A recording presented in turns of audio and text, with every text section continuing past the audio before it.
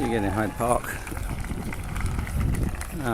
The women's gathering has gathered in by Reformer's Tree, which is further into the park. You can see over here. That's where most people are gathering at Speaker's Corner. High police presence. Just done my walking tour, that's why. Couldn't do that. How you doing, mate?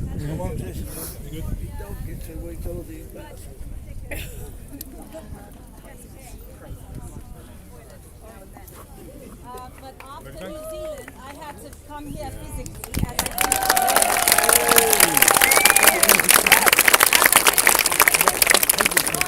other people because it's gone too far, and I do not want to see that happen in the UK. This is my favorite country in the world. I'm not originally from here. I came here from a country which used to be behind the Iron Curtain, which means that my parents and grandparents had horrible stories of living in a place where you had to say you thought what you didn't think and agree to what you didn't agree to and pretend that the truth was not what the truth was, so that you could have a life and an existence, and so that your children could go to school, and so that you could have a job. And I did not come here to the UK to see this happen because people are too polite. So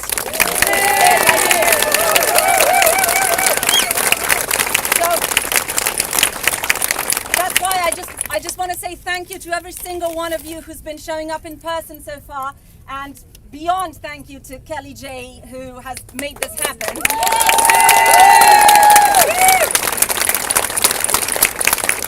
And one last thing that I'd like to say, this is great. People gathering here and talking about this out loud is great, but we have to find the courage to talk about this in our everyday jobs and our everyday pub discussions with friends, even if we're scared.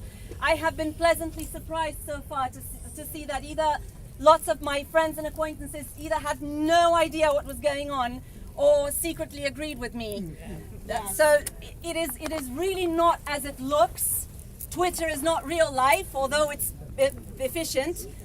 Please find the courage to say no at work if you're made to put pronouns in your bio. Find another co-worker, because there must be one who feels the same way.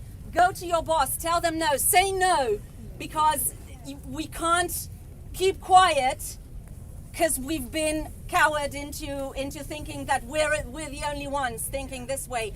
I thought I was, but then I came here and before this started, I took a turn around and kept hearing these conversations that I'd only been having with myself, but people were saying the exact same words. So it's out there, they're out there, everyone is thinking it. Let's say it, let's keep saying it. Thank you so much.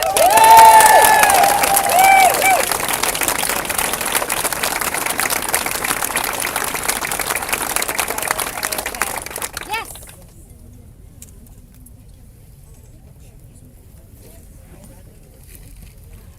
Hi, how are you? I'm good, yeah.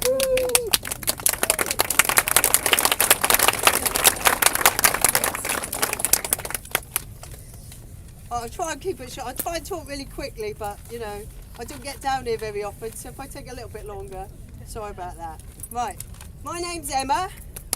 I was a long-term member of the Green Party until I was expelled in January this year for questioning the adherence of the Green Party to gender ideology.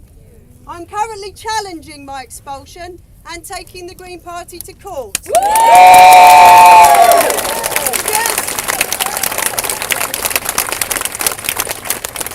I believe that the party has created not so much a chilling atmosphere, but a freezing climate for members who express gender-critical views.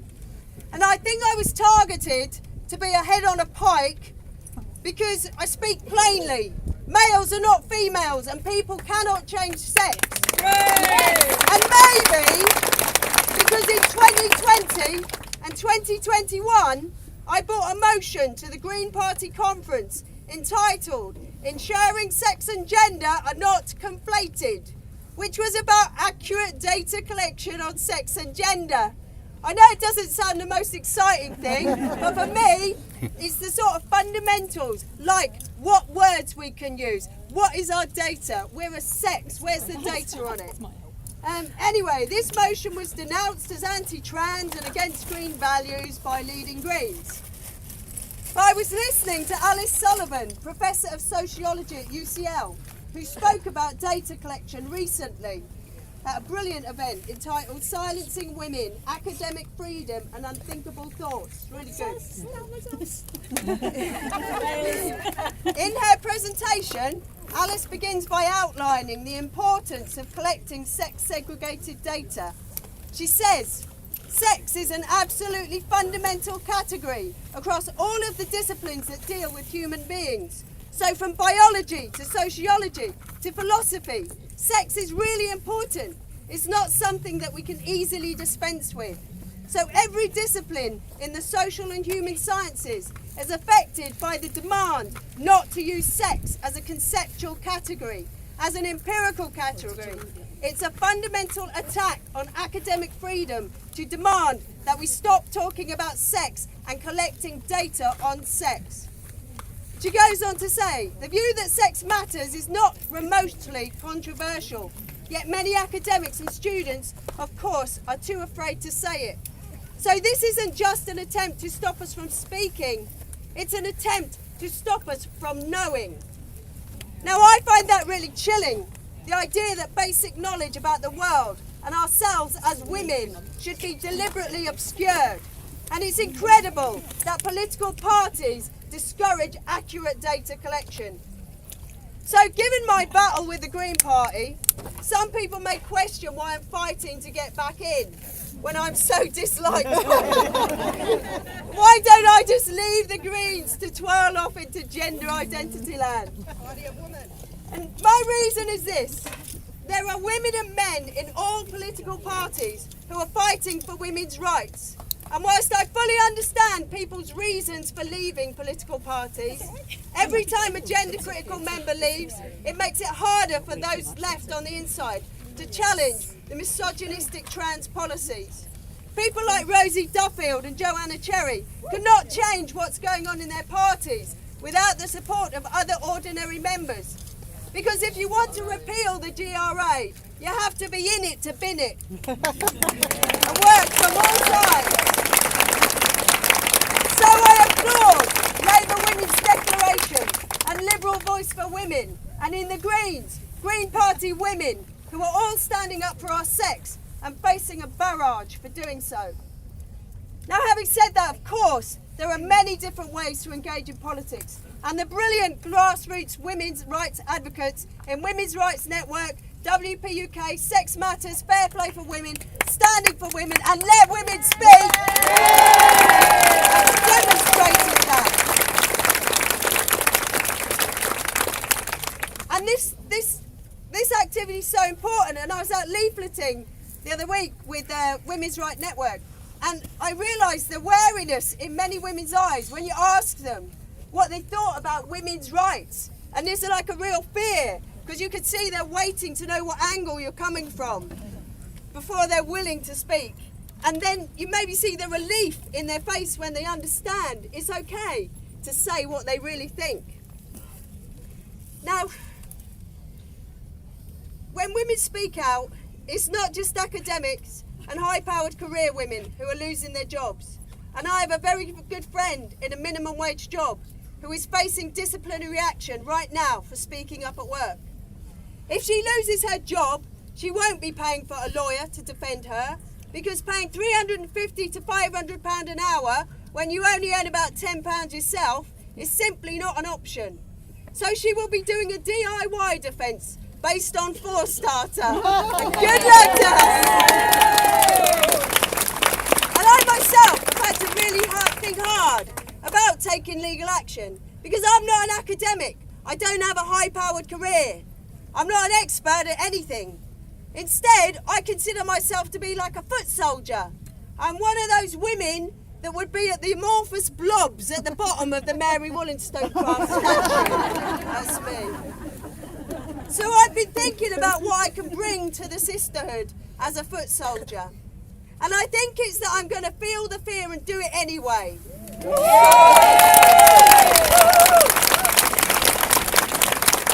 And I've come to, the sums involved in court cases are mind-blowing, but I've come to terms with the possibility that I could lose my house through this case, because though I'm confident I'm right, we all know the law can be a slippery bugger. One of the things that's made me push on with my legal fight, despite the risk, is because I do believe the statistics on climate change. I've got to do a bit, Green. So while I'm an optimistic person, my vision of the future can be pretty bleak. And I think there's huge uncertainty about what life will be like in the next few decades for all of us. So the senior Green Party officers who were joking about my house being used as a Green Party base are in for a disappointment, as it's on the coast and the sea level rises could turn it into a paddling pool anyway.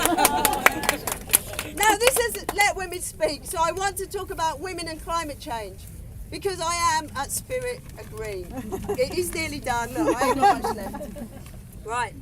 A UN report in 2022 forecast that women and girls will bear the brunt of the impact of climate change across the world, and in particular in the developing world. The adverse effects of drought, floods, hurricanes, extreme rainfall events and sea level rise often impact women more than men. Women depend more than men on natural resources, yet have less access to them. And women often bear a disproportionate responsibility for securing food, water and fuel.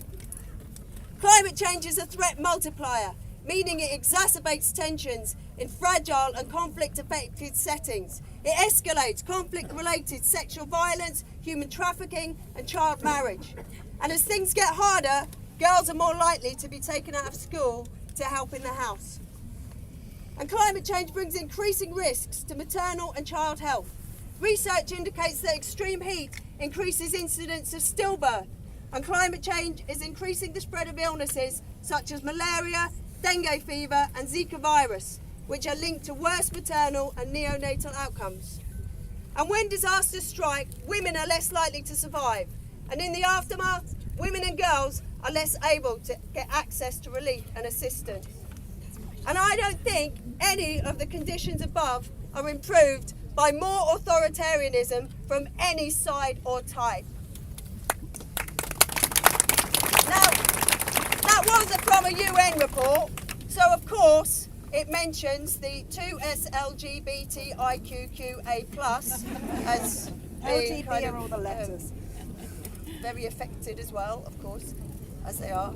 But one of the things about this report that I found really refreshing for a UN report was that highlighted throughout the report was the need for more sex disaggregated data to be able to fully understand the role of women in the context of climate change. This report stresses throughout, you must collect the data on sex. So we're back once again to the importance of accurate sex segregated data.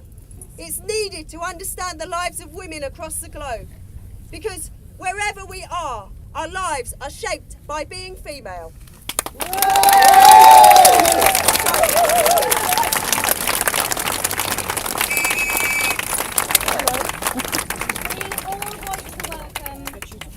Those that come from a party that both believes in science and can't recognise it when it comes to biological sex. So, okay. Someone there, yes. Yes, you. Oh, can I just say, if you recognise this outfit, it caused a little bit of a furore when I was in Melbourne. I think it was this that was the controversy. It was the yellow. Thank you very much. Wow. Hello, I'm chuffed to bits to be here. This is the first time I've ever turned out to an event like this, because like a previous speaker, yeah, I went on Twitter. I set up an account a year ago and I can knock out a pithy tweet like any of the best of you. Mostly I target people like UN women, or unwomen as I like to call them, because I save my real best insults for them. No, I'm here to say that, yeah, twittering is not enough. Showing up is all it's about, and to anyone watching, wherever you are, we have got to turn up, because we have freedom of assembly, so we have to assemble. We have to be together. Speaking this, we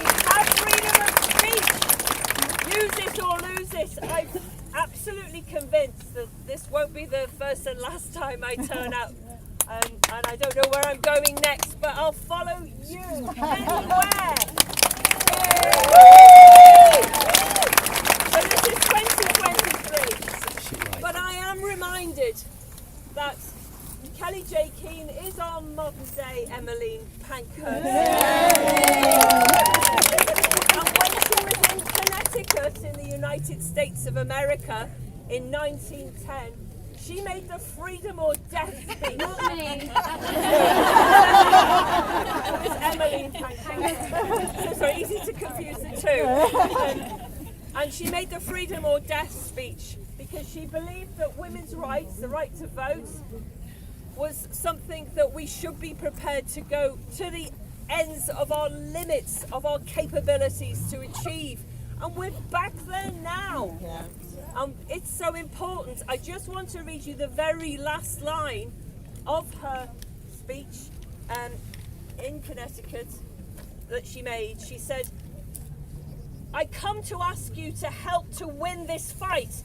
If we win it, this hardest of all fights, then to be sure, in future it is going to be made easier for women all over the world to win their fight when their time comes.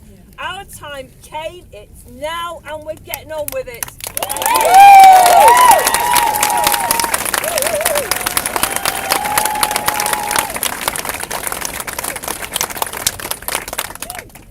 Right, just swapped over because we're all in a bit of shade, and I know how that's going. Okay, who's next? Yes. It's going to be so long till we get to you, mate. It's going to be so long. So many women. I'm sure you have. Okay, this is going to be really short. I'm not used to this. I've come from Wales, but I'm actually from My two pals here, we drove down this morning really early to come here to support you, but also we want to raise awareness about what's happening in Wales, because you may not realise Wales is following very closely on the heels of Scotland. Wales is a disaster. The Welsh government, and that's a Labour government, has become a dictatorship. We are living in a dictatorship and not a democracy. They have published a new LGBTQXRYZ action plan. And that action plan has a foreword from the Welsh Labour leader and the leader of Wales, and it excludes sex. It includes gender, but not sex. So Wales has erased sex from a really important policy document. If there's no sex, how can we monitor and improve things for women and girls in Wales? If there's no sex, how can we have same-sex attraction for lesbian and gay and bisexual people? Yes. And even though, thank you, and even though it's an LGB supposed to be in this action plan, we do not exist. Because the truth of the matter is, this is an action plan for TQ+. Yes. Now, I've asked my Senate member, who's the equivalent of an MP, I've asked my Senate member, what does QT+ mean? What does a Q mean? And what the fuck is plus? How can you be doing policy for a plus? So unless you want this to happen in England, because it's on the agenda in Wales, unless you want this to happen in England, you need to go and talk to every single MP in your constituency. You need to go and educate them. You need to make yourself a pain in the arse and go there and make sure they know what you think and know what a woman is. So, is there anything else? I'm a wee bit nervous. Sorry. I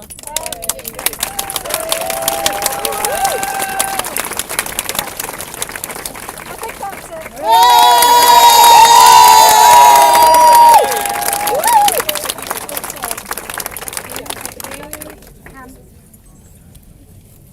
If you could come and stand a bit more over here.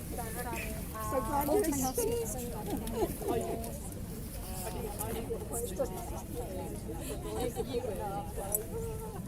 Okay, I'm going to keep this quick. I want to say first off, I've got brand new running shoes on and they are not Nike. And next I want to say, when I worked in the NHS at a big London teaching hospital, which I left many years ago, but I was working with young children who are vulnerable.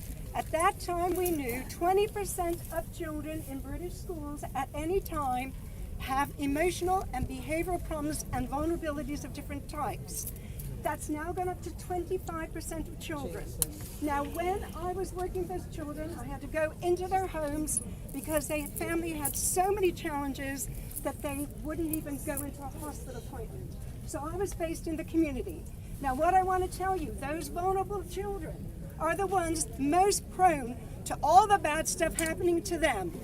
And what we have to do, we've got the government looking at the SRE that our kids are getting, and we've got to make sure when they give their view, which is supposed to come in about a week, we've got to make sure they're excluding gender ideology and inappropriate sexual reference.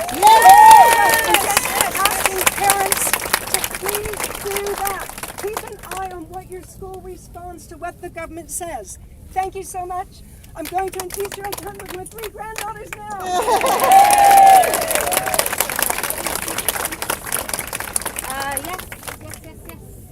Yes. So I did put my hand up, but then it's sort of, I don't know why. I thought you So just nodded I at did, me. I did. Right, come and stand over here because the sun's just going that way. So I'm going to talk about my mum, which is very different to other people. So my mum came to the UK in the 70s, and when I see things that describe women as being cervix havers, I think about my mum trying to understand that information from the NHS, and I think about the fact she would have known what a woman was within about a week of getting here, because every language has woman and man. You know, not the same words, obviously. But and then again, I'm going to be very quick. I thought about my mum when she was dying, and she had dementia, and her carers could have been males. They could have been males with gender recognition certificates, and she wouldn't have understood that near to the end. And that's why I'm here.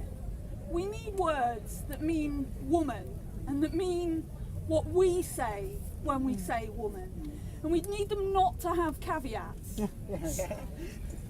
That's all I've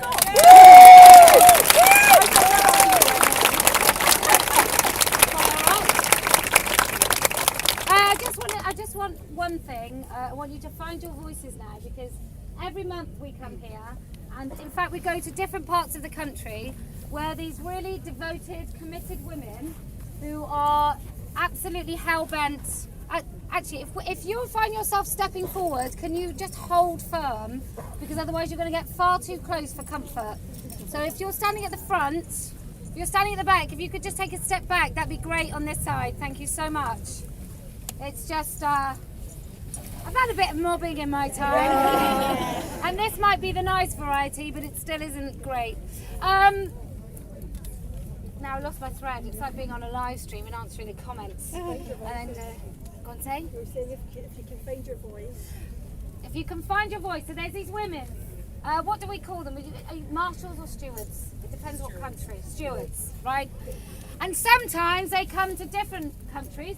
They come to Scotland, and many of them are coming to Ireland, and they facilitate this. And without them, none of this happens. And they're headed up by, she's quite shy and retiring, quiet woman, Iris. So if we can have a big cheer.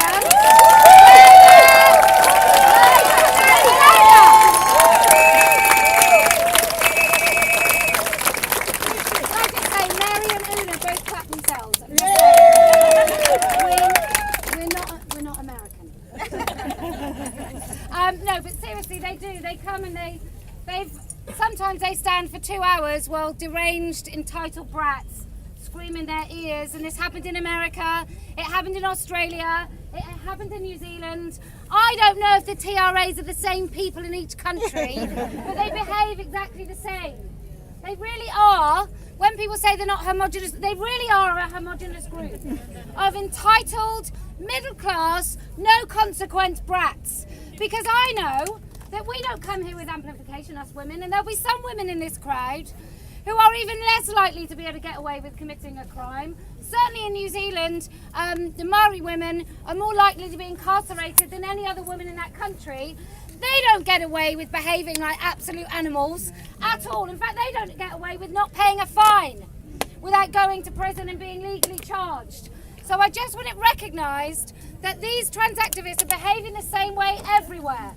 And so I really hope, start writing, be squeaky wheels, that's what they do. Be squeaky wheels, write to your MP every day of every week until you get a response. Send it by snail mail. Send it by recorded letter. Get a signature on that. Make sure it goes to them every day of every week. This is what we're going to have to be, because women, what we do is we just go, oh, okay. Oh, it's really bad, but I'll just sit down with my mate, have a little wine about it and a cup of tea, and then I feel okay about it. That's just not going to be enough. You really do have to be, look, we're going to do it peacefully and quietly until quietly, I'm not saying we're going to be deranged, but until quietly doesn't quite work, and then we're going to have to up the ante. We're going to have to make sure that we cannot be ignored any day of any week until this gets changed. And even if the government changes, and I don't really have any hope, but even if the government changes and we get Labour, we're all fucked. I mean, I say that with a heavy heart because I used to vote for them. I'm not sure if they changed or whether I just woke up a little bit. I'm not actually sure what the truth is. But if Keir Starmer gets in, and Labour get in, and Angela Rayner, we're all absolutely, we really are screwed, because they may save the poor working man, although I don't even think that's true anymore. But they may save men somewhere along the line, maybe some union boss, I have no idea, but they're not going to save your spaces. They won't care about you, they'll push through that GRA because they're morons. And what Labour have advising them is a load of entitled, spoiled brats who've been dragged up through. They're the only ones that can afford internships. Therefore, they're already quite wealthy, and they're policy makers now, because actually we don't have any normal grassroots people being able to be pulled through and actually start doing jobs that change and influence. So we're just going to have to do it ourselves. There is an uprising of the working class throughout the world, and we're either part of it or we sit back and we let them get crushed. So we have to be part of it. We are women as a class, not in a feminist way, but just as a kind of a recognised way. We are women. Most of us are going to suffer disproportionately through any policy that crushes the working class. So that's why we have to do it. As Louise says, if you haven't been here before, come to Speaker's Corner. It's like a pilgrimage. And if you don't know Louise, look her up. She's on many a live stream. She's amazing. Georgia.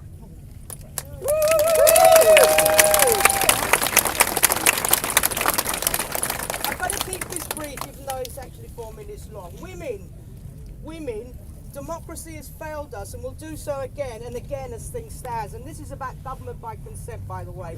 We cannot go back to the old-fashioned democratic values as the past is constantly being erased by the chaos that this ideology and its insidious promotion of wokeism by the state, media, government institutions, NHS, CPS and the police force for votes of approval from students who never needed to pay a bill in their lives.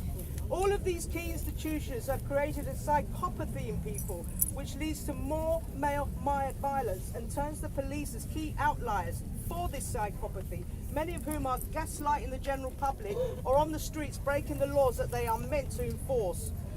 The changes to the political landscape is overseen by the decline of our cities and towns and followed by the collapse of essential infrastructure and breakdown of traditional life with any sense of public morality, where online porn is now shown on daytime TV slots, create a psychopathy, and hung governments have conveniently allowed this. Note that, hung governments. Right, coalitions with Greens and Liberal Democrats have ensured that onerous private members' bills come to fruition to keep up the charade of who's not responsible in government, right? For whatever reasons, growing numbers of people no longer exercise responsibility for the society in which we find ourselves. This is all managed by the professional managerial classes of now woke individuals delegated on a huge scale to external organisations and lobby groups, government by remote control. Woke policies mean that the gap between those who provide and those who consume a public service widens with bad laws which exacerbate practical difficulties, leading to an attitude of indifference, whatever loyalty to the issues existed in the past. The bureaucratic patronage that developed from these woke policies are no different to what existed in the Victorian era, and I did mention this at the Pride demo in 2018, that we're being taken back to the Victorian era. It was a great demo if you haven't seen it. The relative autonomy of the police and social services here in the UK particularly places a problem on democratic proceedings. Safeguarding reports 2 years old. Police arresting people for non-hate crimes. The takeover of management by virtue signalling managers has led to the literal exit of people from the process of government. That is why their consultation on GR reform still stands at 5 inquiries, despite women being kept in the dark by state-controlled media machines such as BBC and Ipso. Awareness of the political dimensions of our lives has become a lost sensibility. Hence, the management of our own affairs is no longer grounded in our consent to be governed, but is now something imposed on us from which we feel no sense of real responsibility. Democracy means putting into practice the social values of the community as a whole, because we believe it is right to care for the old and sick, to educate the young, and to maintain law and order. And that political action is required in order to translate words into deeds. That's political action by our politically elected representatives. In a democracy, every member has the inalienable right to play a part in deciding what those policies should be. Equally fundamentally, every individual has a responsibility for the consequences of whatever decisions are taken. We cannot abrogate this responsibility. It is a right of citizenship. Inevitably carries out the necessity of ultimate control. Right. How can we guarantee that this is not what is wanted, that consent to be governed can be withdrawn if we are policed in a manner in which we did not give our consent to? We need an effective system of accountability, for in a democracy, it is only by the consent of the people that authority to govern be delegated, and that consent is given on one condition: that those who act on our behalf withhold themselves accountable for their stewardship and not seek the easy route out, pandering to increased numbers of perverted and violent men. Women and children are the mirrors to your psychopathy. You will not erase us. No.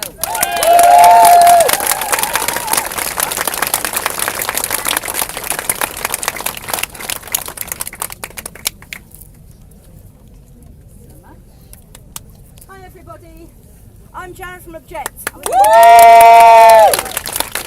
was delighted to hear a previous speaker talk about objectification. This is what all this is about. We're being treated as things for the fun and the pleasure and the resources of men, and we are human beings too, and we demand to be seen as such. As you know, we focus on porn, prostitution, sex clubs, gender ideology, and also on surrogacy. You wonderful people are all here because you've all sussed out gender ideology being a horrible system to prey on the vulnerable, make them into lifelong patients, and to let Big Pharma and many, many professionals and manufacturers make an awful lot of money in the process. You're sick of hearing me bang on about the fact that surrogacy is the new trend, the next system that's going to be put on all those vulnerable children. Very sad to hear the previous speaker say that that's now 25% of children in school. I think that's a factor of the, world we're living in at the moment. It's very important that some of those young girls who perhaps lack direction in life, may have had addictions in their families, all sorts of things may have happened to them, that they do not get sucked into being surrogates, as the new government proposals are likely to do. Now, I'd like to do a bit of a straw poll. I'd first of all like to focus on the women, that is the biological human females, you all know what I mean, in this group. And out of that, could you please give me a big wave, because I'm not very tall, if you are a mother, if you have personally birthed and cared for a child from your body. Great, thank you very much. Now, cast your minds back, those women, to when you were 18. 18. God, when I was 18, I wasn't a grown-up. I did vote for Mrs. Thatcher, sorry. Because I wanted a woman in power. Person who's 18 to my, how can they possibly know what it is like to bear and care for a child? How can they know physically what it's going to do to their body? Nobody knows. People die in childbirth in the best of societies, particularly in Britain, if they happen to be black. How can you know economically the effect it's going to have on your career, on your ability to bring money into the home and to feed the mouths you have to feed? How can you know psychologically what it's going to do to you? That overwhelming love that comes over you when you see this helpless baby. And in some cases, I have to confess, that overwhelming frustration and hatred when the little bastards really get your goat before they have turned into human beings, which in my experience happens around 25. How you can't possibly know what that's like. Or maybe I'm wrong, because the government seems to think that you can drift into this at 18 and it's fine. It's fine. That's without any of the figures about how damaging some of the technologies are to your body. So maybe it's me. Maybe one of you sussed all that at 18, in which case, please, could you give me a wave? If you're the person who at 18 knew what it would be like. Oh, I was going to say, come and speak to me in the pub afterwards and fill me in, but please go away and tell your MPs, use the template on Nordic Model Now, look up objectnow.org, inform yourselves on surrogacy, otherwise in 20 years' time we're going to be here talking about all those poor kids who've surrogated themselves and the awful things that have happened to them. Thank you.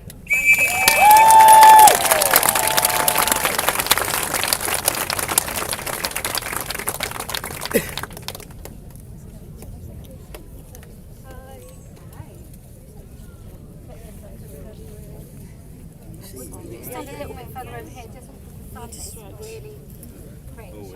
Yeah, it doesn't matter. Yeah, go for it. Hi, I'm going to be brief. I'm here today with my 16-year-old daughter. The first time she's come, she was frightened to come before, but she's come today after seeing what happened in New Zealand. She wanted to speak, but she's a bit too shy, so I'm just going to see what she wanted to say. We need to get this ideology out of the schools, because at least 10 people in her school are saying they're trans or non-binary. Most are girls, most are same-sex attracted or gender non-conforming, some not.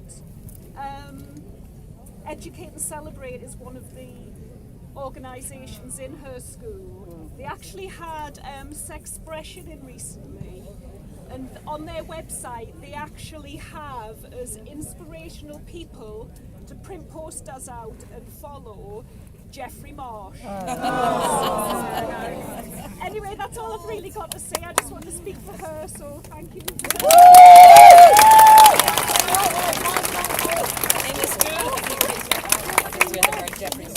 Let's have, no, if you're doing to speak next time, we would love it. Educate and Celebrate, should we have some information on them? Yes. They were the group that went into a primary school called Bewley, I think it is. A primary school, and on their website they had love has no gender, love has no race, love has no age. Now, shall we guess who's the patron of Educate and Celebrate? Peter Tatchell. Let's have a cheer for the 14-year-old who says that he had sex with men at 12 and 13. On Peter's website, it's still there. He had sex with men at 12 or 13, doesn't say he was raped by them. He had sex with men at 12 or 13, and they weren't like dirty paedophiles. They weren't really paedophiles. It was all consensual. And this is what Peter Tatchell promotes. So would I think he was the right person to be part of anything that goes anywhere near children? Absolutely no way. And can I just say to the lovely people at GB News, stop having him on! Jesus Christ! We don't have Gary Glitter on, do we? Like the Christmas rendition, and here to advise, Gary Glitter. And I am a little bit, look, I refuse now to go on. I don't lower myself to debates with bloggers on the television, because I think I've got better things to do, often just watch my nails dry. But I will not sit across from someone who claims to be a woman, some parody, vile mockery and parody of women.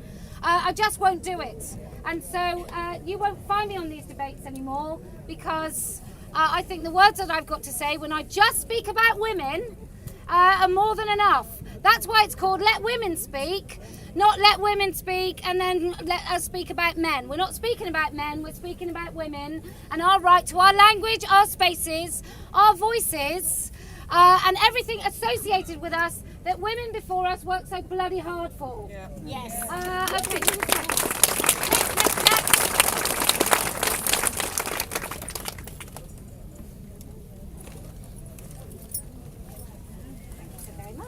You stand sort of here because the sun is getting really far behind us, which means we're all in the shadow.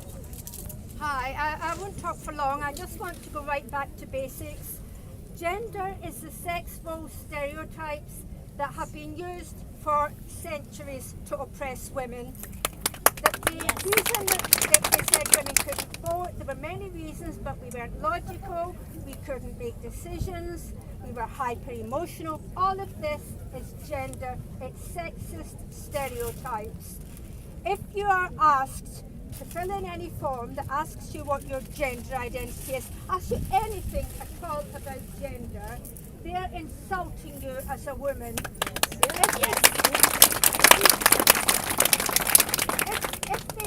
If they call you a cis woman, they are calling you a Stepford wife. It's so insulting, it is beyond words.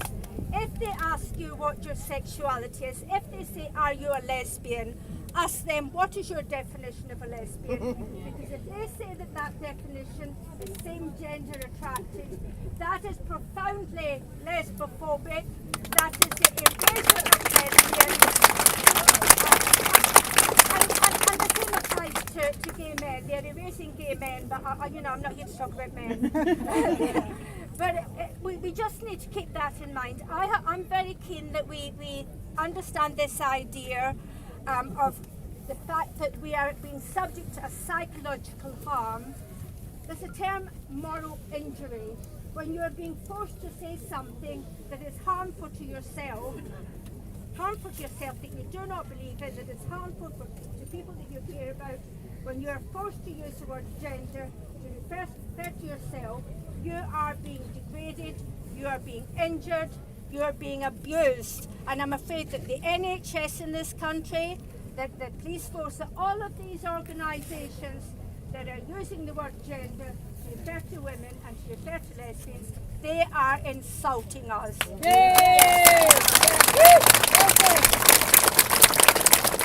LGBT is negated by the concept of trans. Yes. There is no LGBTQ blah blah blah. There is LGB on the one hand, and then there's the T and all the other crap on the other. So please remember what gender is. Gender is sex role stereotypes. We are not a sex role stereotype. And by the way, just before I finish, let's not forget that the specific sex role stereotypes that are pertinent to our modern times is the vile imagery of women and girls in pornography. That is what they're saying a woman is. Yes. That is not what we are.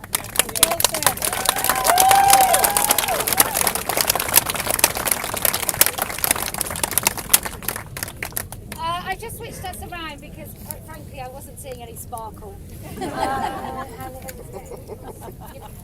it's not for the good of others, it's just me. Okay, who else would like to speak? Yes. And then you. You're going to stand right here. Okay. So, oh, what a lovely top. Lovely top. I got it online. Did you? Very reasonable price. Did you? And very high quality. Well, I've heard it's mostly funded by the Heritage Foundation. Hello, my name's My name is Paula Boddington. I'm an academic philosopher. I work on the ethics of artificial intelligence, including online content moderation. And by the way, I might mention, I've got a chapter on online content moderation in my book, which was published last Tuesday. It's called AI Ethics, a Textbook. It's terribly expensive, but let your library buy, because I need the royalties so I can buy more t-shirts. So I've spoken here before about the use of algorithms to detect so-called hate speech. So I just want to update you on some of the stuff that's happening.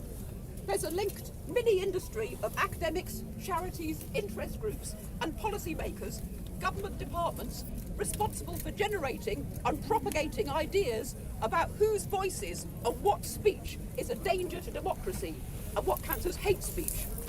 So many of you will have seen how Kelly J. Keane has made it to the annual Hate Not Hope State of Hate report.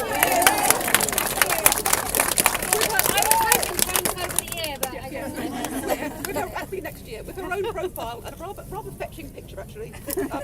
So I'm proud to say I predicted this because I know how these fuckers work. Hope Not Hate are a kind of weird organisation with a charity arm and a political arm.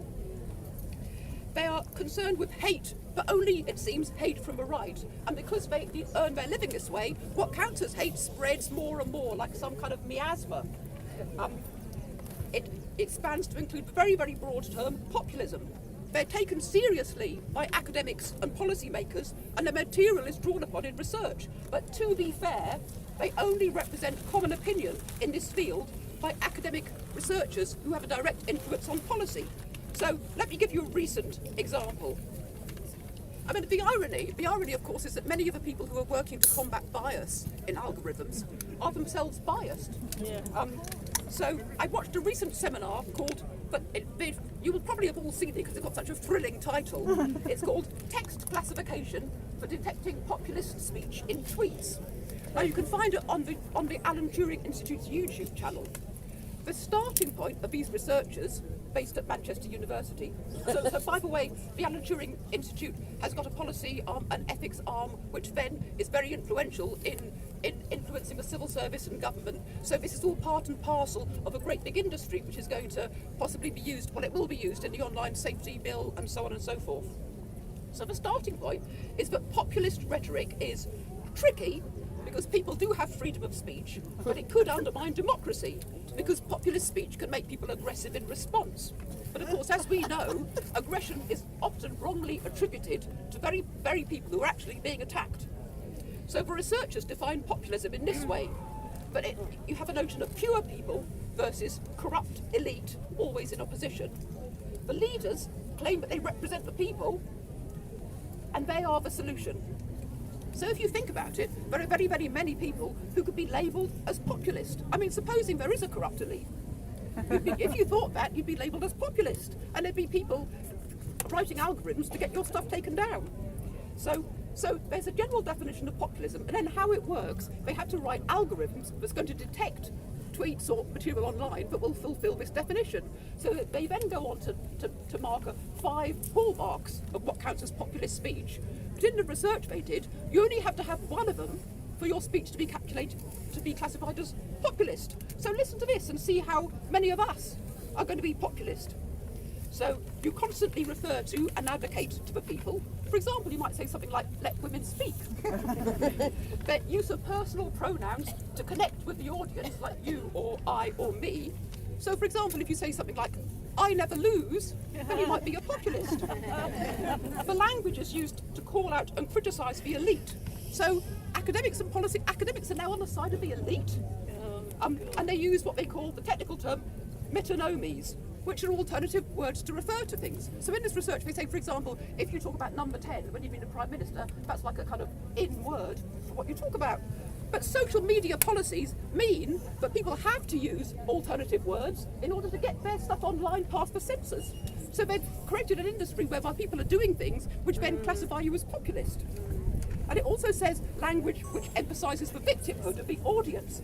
But of course, what does that actually mean? I don't think anybody here thinks we're victims. It's the reverse. We're not victims. But if you're talking about actual abuse, actual injustice, are you going to get classified as representing victims? So that you note also that in part of this research, they try to define what counts as populism. Then you have moderators who classify how well the algorithm is working. Who are these moderators? We have no idea. They're probably just, I don't know, they're probably somebody they found in a pub or a graduate student or something. Do they have the expertise and wisdom to think about the implications, or are they immersed in a particular culture? I mean, I actually could talk for a long time about how shoddy a lot of this work is. But in summary, starting out, if you remember, the aim of detecting populist material online is supposedly to prevent aggression and to prevent dangers to democracy. But this needs to be seen as part of an entire linked system of academics, charities, policymakers and the government, where somebody like Kelly J. Keane ends up being labelled far right, with her life literally in danger, and with her and those who wish to attend her events and speak subjected to aggression and violence. So such work thus needs to be seen as part of a system which causes the very things that it purports to address.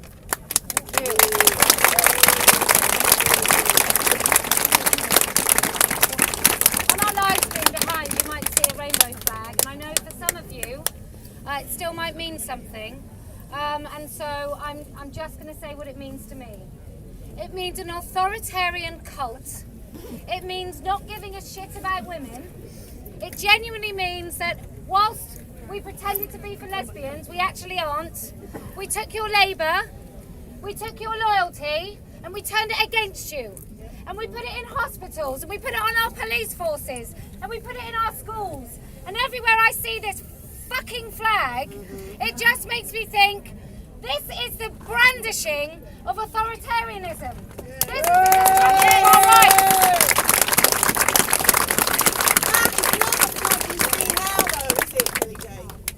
What? That's the original flag. It's not that progressive shit. No, the progressive one's even worse. Yes. But I'm just going to be honest, when I see a police officer with pride, I think, can I actually complain about what's happened to me? Yeah. Is it more likely when I see a police officer with rainbow laces, they're going to arrest me for misgendering rather than look after me if we've been fucking assaulted? I really do. We have to find a new flag, because as far as I'm concerned, that was never really about women. That was always going to be about the domination of men. And what that flag did is it conned women into thinking that they could be looked after by this flag, and then it turned against them quicker than those women could lie down in front of that Pride Parade in 2018. Absolutely shameful.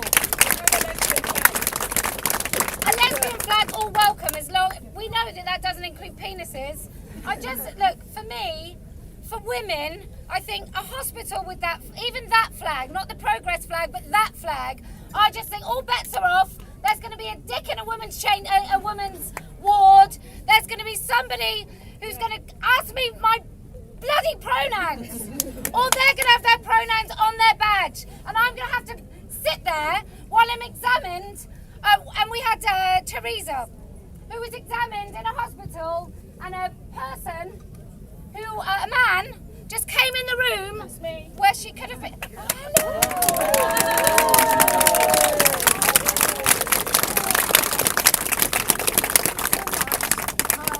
you want to speak? I'm just going to take up the theme here. I hadn't intended to speak. You okay? Yes, thank you. So what happened was last October, I had been ill for a few months, and I had an operation planned.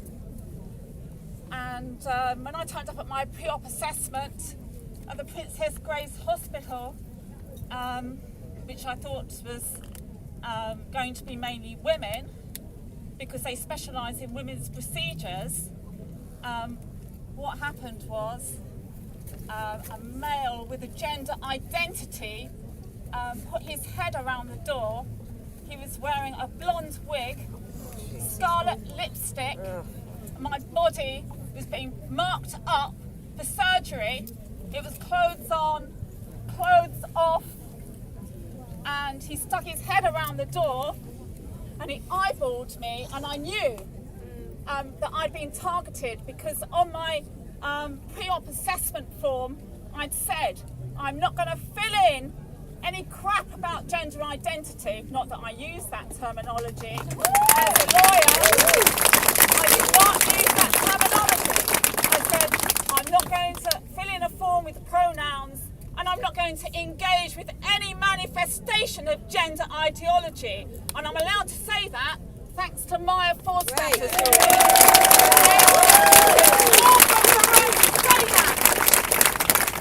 Don't take it from anyone, and I'm sorry that, I'm sure my experience might sound frightening to people, but this is what we have to do now.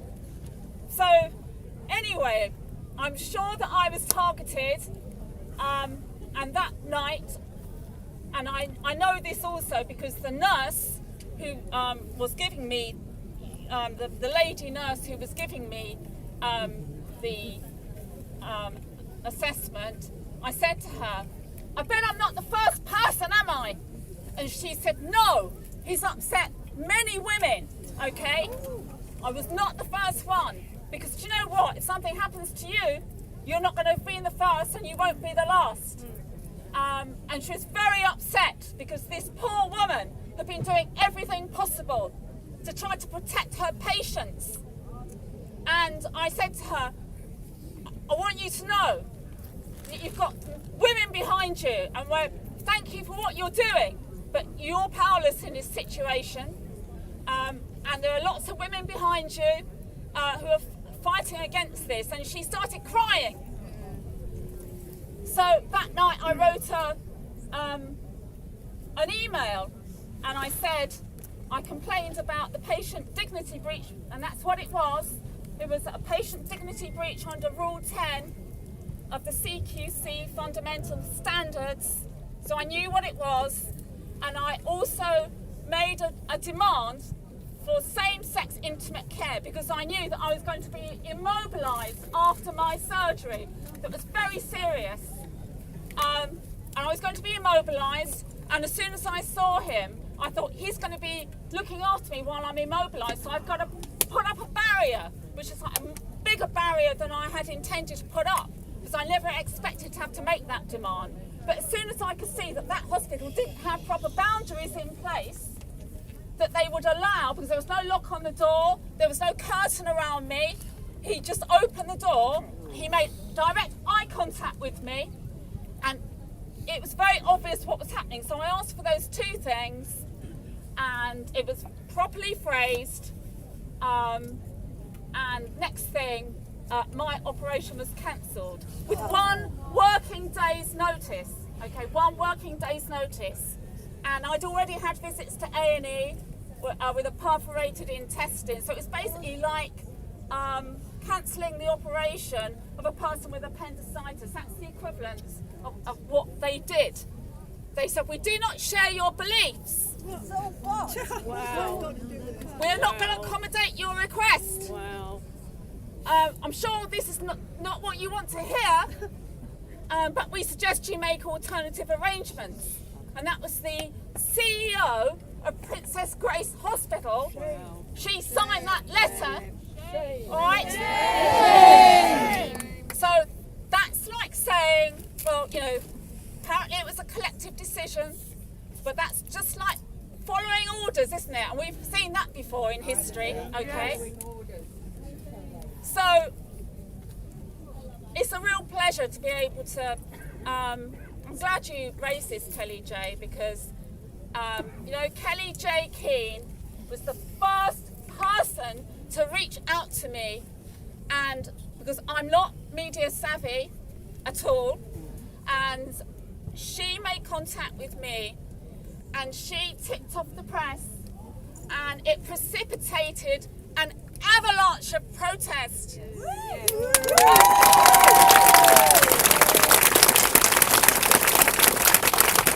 what happened was there was a petition, and 17,500 people signed that petition. There was a demonstration outside Princess Grace Hospital.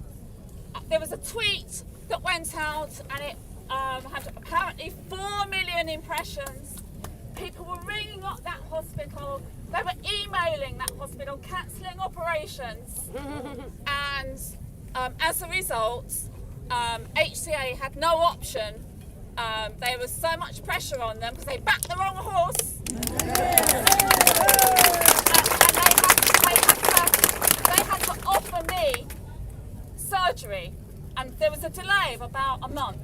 And in the course of that month, what happened was there was a very serious complication, so that when I finally had the operation, they had to bring in a full surgeon because of an emergency that had occurred within that window of time. So even that delay threatened my life. Right, so I just want to say thank you to every single person, and I know there's going to be people here that stood up for me, that signed a petition, emailed, rang up the hospital. I can't thank you enough. Every single person that did that, I would like to thank you individually if I could, all of the thousands of people. But the person I want to thank the most is Kelly J. Keane for reaching out to me, because it was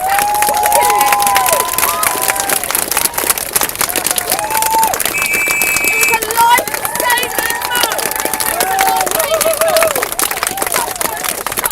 What happens when people set aside their differences and work together?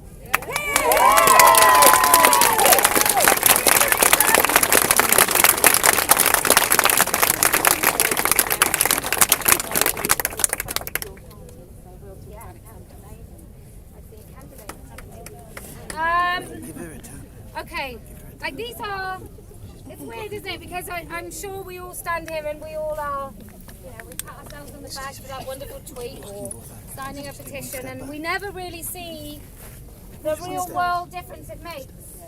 And it really does. I made a real world difference with some tomato soup. Who knew?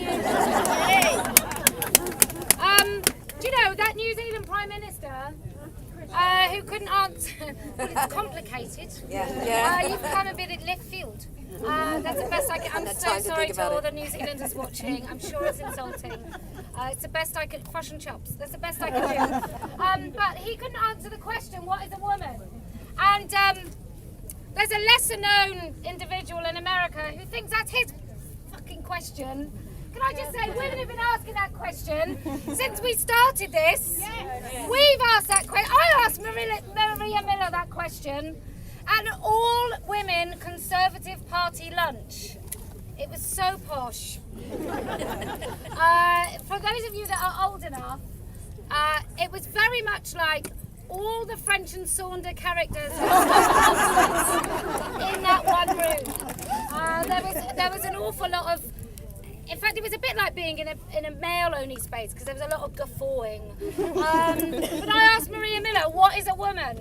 And she sort of said, it's complicated, can I get back to you? I was like, mirror, maybe? So, I don't know, this whole room?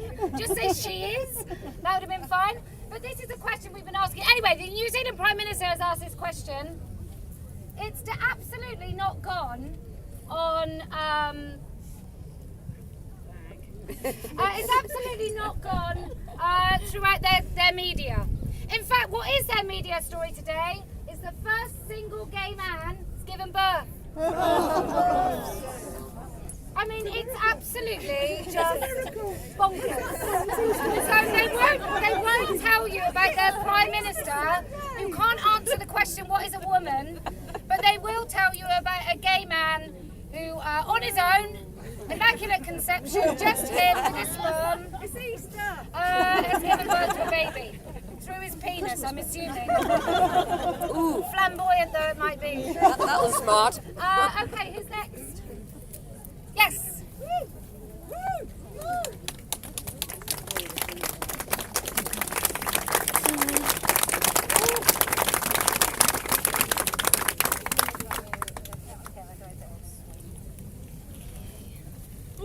Okay, so naturally I want to start by saying that a woman is an adult human female. Similarly, a man is an adult human male, and of course you can't change sex. And if you're watching and you think you can, I'm sorry. Gender ideologues want self-identification to supersede sex in law. They want self-declaration to dictate the sex-based rights allowed to each of us. This completely ignores the necessary and evidence need for single-sex provisions, such as prisons, sports, DV shelters and toilets. There are many women and men who do not consent to the removal of these single-sex provisions. There are also some people, and of course children, who don't have the ability to consent to the waiving of their safeguards. Nevertheless, our mostly peaceful opposition seek not to create a third category, but instead to eradicate existing sex-based laws and protections, and that's in spite of consent, fairness, safety and dignity. Why is there such a push to invade these protected and necessary spaces instead of asking for a third inclusive provision which doesn't seek to strip away rights? You'll see people professing that trans women are women, yet the same people can't define what a woman is. This Orwellian slogan gives the perception that excluding trans women from a female category is anything other than precisely what the women's category is designed to do: exclude men. Self-ID is irrelevant when considering sex and safeguards. Another catchphrase that's often heard is, it's not trans people that pose a threat, but it's predatory men. So tell me, if any man can self-identify and gain lawful entry into any woman's space, then how could anyone possibly tell the difference between a man that means well and one that means to do harm to the inevitable opportunities? And how identifying the opposite sex is different? 99% of sexual offenders are men. That's Ministry of Justice 21-2. Yet raising this conflict... Yeah, I got that from you last week, thank you. Yet raising this conflict of rights is usually rebranded as transphobic by the mainstream media, or if you're like me, select family members. And it's all well and good if you're a woman that's comfortable receiving intimate care from men, sharing rape crisis centres with men, competing in categories inclusive of men, changing your tampon in close proximity to men. God, it's a lot, isn't it? Yeah. But for you, good for you, but not all adults do consent. So tell us, what compels you to support the removal of single-sex facilities for those who are uncomfortable, disadvantaged and put at risk without them? Haven't you heard of the urinary leash? Have you considered what women in prison think of your just be kind activism when a bloke rocks up in the cells? What about girls losing sporting scholarships and secondary school, no longer able to go to the toilet for fear of embarrassment or worse? What about lesbians being kicked off dating apps, lesbian dating apps, for saying, no, I am not interested in a man, no matter what he claims to feel?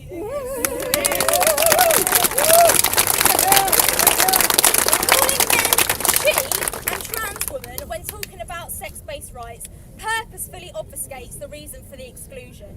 Speaking plainly, trans women are men, and that is why sometimes it's necessary to exclude them from women's provisions. It's not violence, as some extremists would have you think. The majority of violence is at the hands of men, and as we've seen demonstrated at the Let Women Speak events recently, and for example Riley Gaines, who had her trophy handed to a massive dude, and then she's been attacked for, you guessed it, by a man speaking up. Violently attacking women for having boundaries. We are not deterred, as she said, and we will continue standing to protect children and women, even the ones who call us names. So I don't care if to prop up your dream world, you get off on calling me a turf, dinosaur, ill-mannered transphobe, hateful witch bitch bigot. I will not have my language compelled, or be complicit in pretending that truth and boundaries are hateful. As the brilliant Magdalene Byrne said, I'd rather be rude than a fucking liar.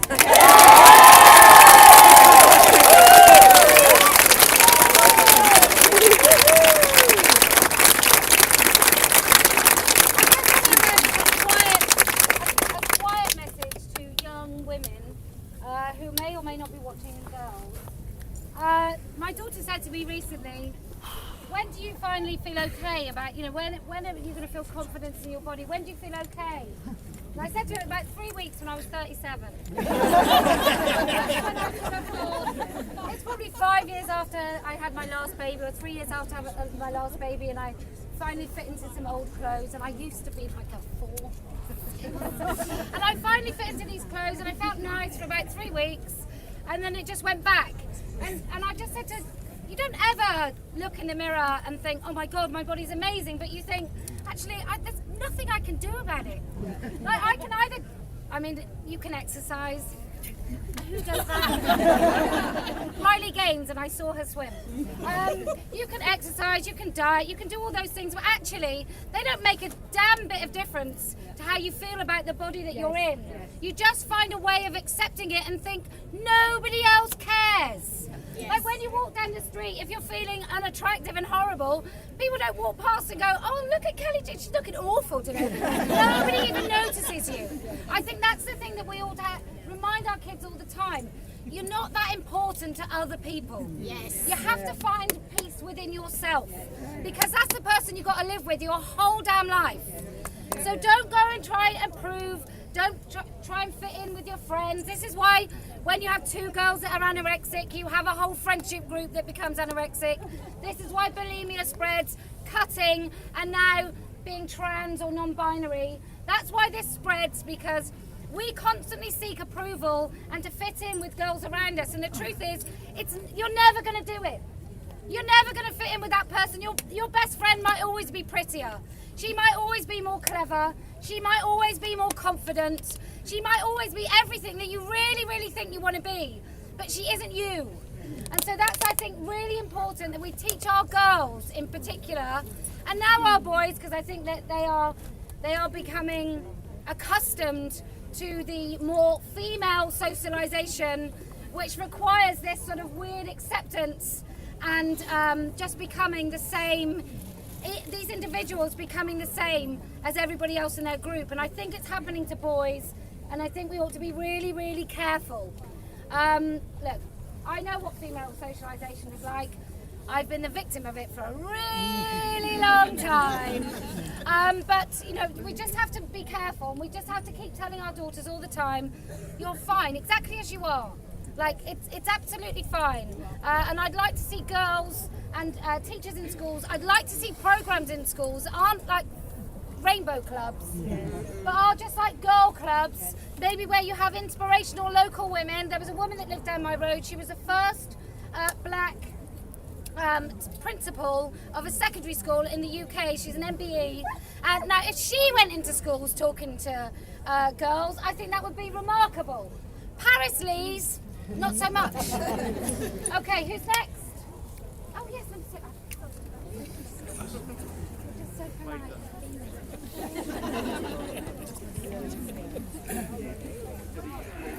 Right there is linking club things like they're trying to Yes. So my camera's getting a bit hot. I should go over the speaker's corner anyway. You notice this large number, I reckon about 250 people. Police presence large. And, how you doing? Good, you? Got a mask back. That's out. Leave me alone. You dropped it a couple of weeks ago. The Looney Brigade never came at all. No, they didn't. They were expecting. They filmed online that they were going to turn up. Yes, she is, but she knows us. Oh, they didn't turn up. Obviously, it was a lie, but maybe at the end of the month, because they don't usually do it this time of the month. I think it's because she came back from. Maybe they were assembled forces to make it work for and how many were there? I think it'll be bigger at the end of this month. So a lot of people for them to do that. Definitely. Or they could have turned up, but there's so many police. When I was coming into my bar, they're going to look stupid, aren't they? They look terrible. I can't see them turn for a while, but you never know. Some political group might push them to do it or something. All right, see you later, yeah?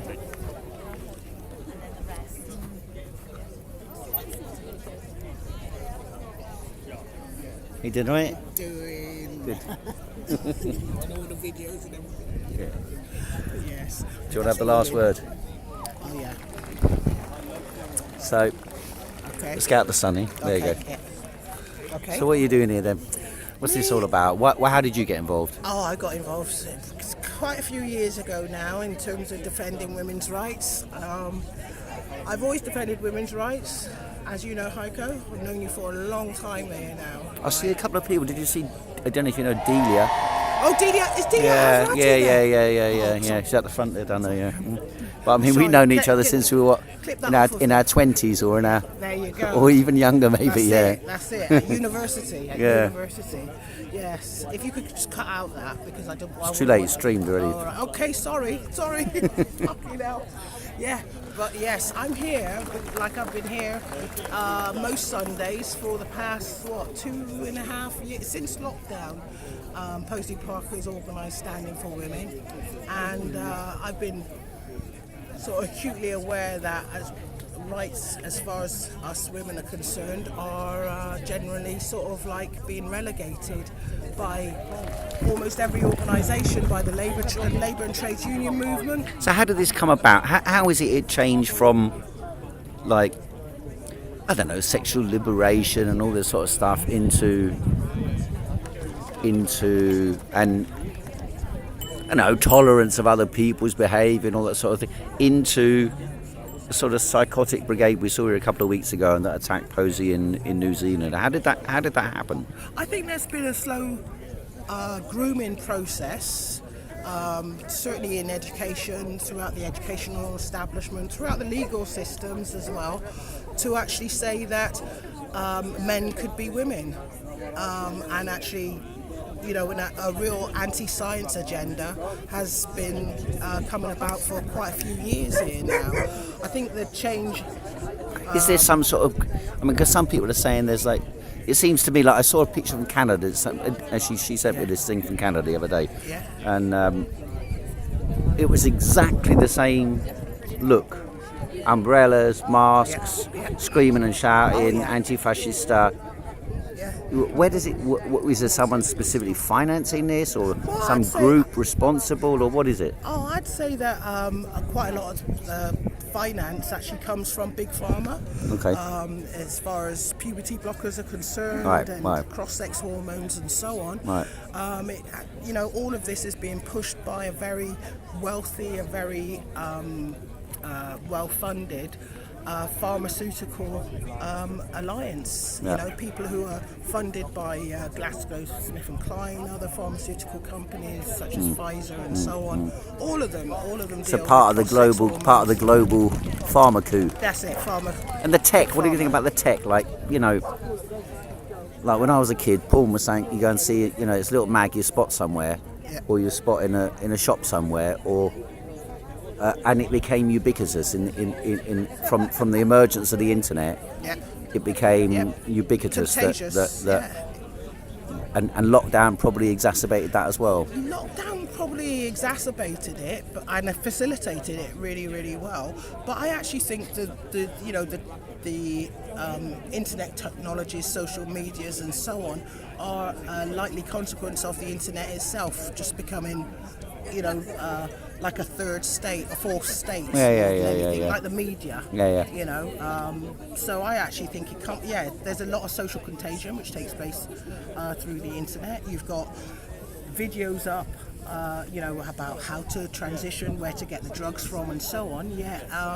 You've got drill music, which is actually banned. You know, drill music, which is from grime and so on, basically, where.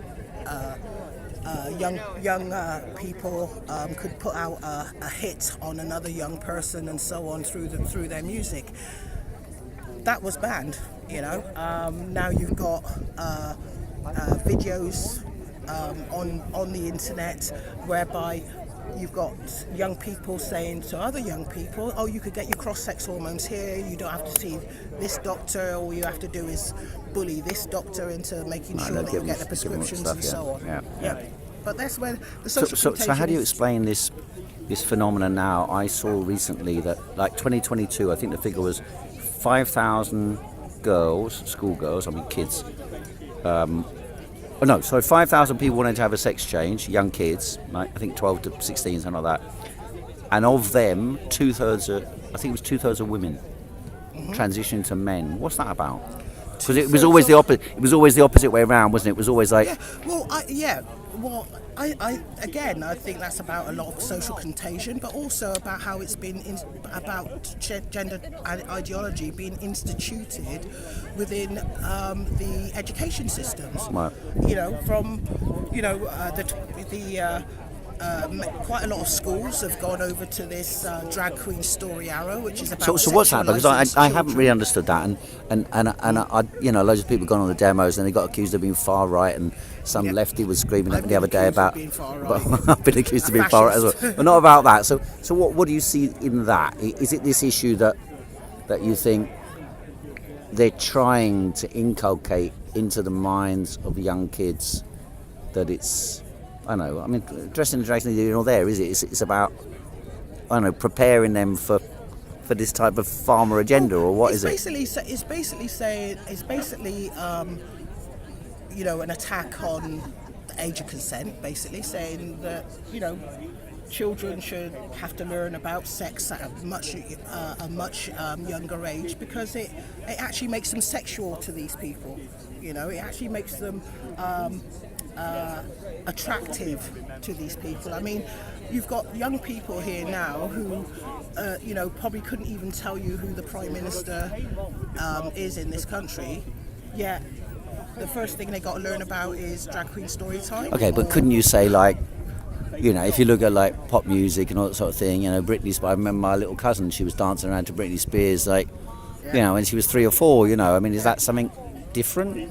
Well, what, to drag queen? Yeah, why is it? Well, drag queens are, you know, every adult knows that a drag queen show is an adult show, isn't, even when you get drag queens which are on TV and so on, like Lily Savage, for instance, or Pauline, whoever that person was, and so on, right? Even their show has to be toned down for the televised, you know, for the television audience. It cannot contain lewd language and so on. But as far as the drag queen story hours are concerned, no, you could have a drag queen called ADHD and so on, having young children sit on his lap, you know, effectively, whereby you can't even have Father Christmas can't even do that anymore. You know? No, not so much. Okay, but where's the difference between prudery and perversion? I think it's actually quite a healthy contempt to know that a man dressed in how would you call it? Yeah, full kit drag outfit. Lewd outfit going into a school raises a lot of red flags. And I haven't got any children, right. Okay, but that raises a lot of red flags to me. If I was to go into a school and see a man with hardly anything on, teaching children. Okay, change the subject. Posy Parker, she was speaking earlier on. I hadn't heard her speak before. I've seen a couple of things on YouTube, but not much. But interesting, she spoke about the working class and working class struggles and stuff like that. How do you think that interconnects with what's going on? This is about, I think the whole gender ideology is about derailing more than anything working class movements. It's about derailing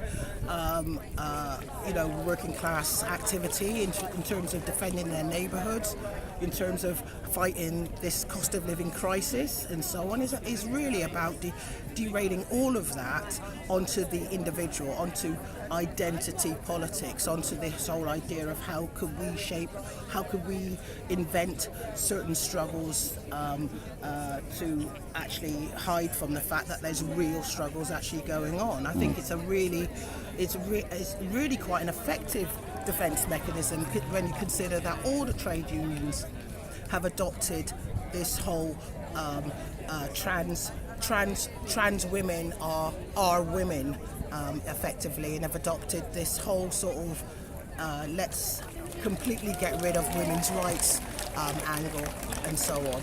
And it's actually infected the trade union movement quite well. Whereas Yeah. in 2011 there was a motion passed at TUC conference, which was effectively for a general strike.